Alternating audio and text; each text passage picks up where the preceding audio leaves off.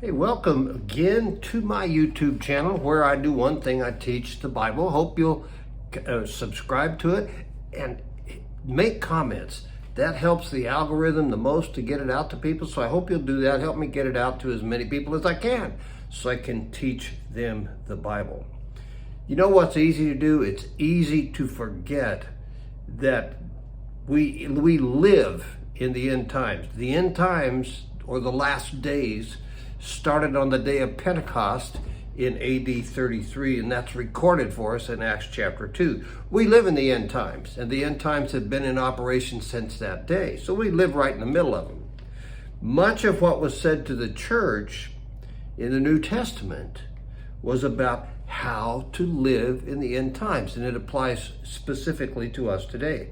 The Apostle Paul gave the Corinthian Christians 5 rules for end times living in 1 Corinthians 16, 13, and 14. He says this, real simple: be on your guard, stand firm in the faith, be men of courage, be strong, do everything in love. So here are 5 rules for end times living, and it's almost like he's talking to an army, and that's probably not a bad way to see ourselves, as God's army. And so he gives us 5 rules for end times living. Number 1, be on your guard. Those 4 words translate one Greek word, and it means keep awake, stay awake. The point is for us to stay awake, and that the Christian life is almost like being on guard duty. You don't want to go to sleep on guard duty. Assume that we are at war with Satan, because we are, and stay awake on guard duty. Be on guard duty all the time. Second, stand firm in the faith.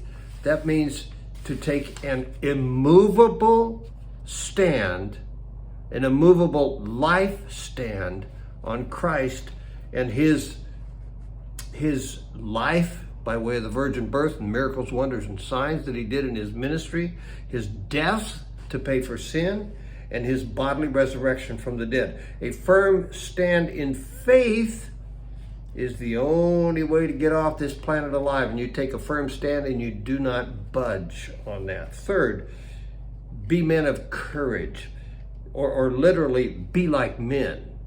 And it assumed in their culture that meant being a man of soldierly courage. You had a soldierly courage that was unmistakable. You were like as courageous as a very courageous soldier. Fourth, be strong. It takes strength to live for Christ. It really does. But you have internal strength in the Holy Spirit. He gave you the Holy Spirit. You have internal strength. The word spirit in Greek is a really interesting word. It's the word pneuma.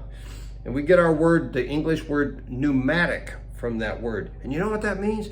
That means power from within. Internal power.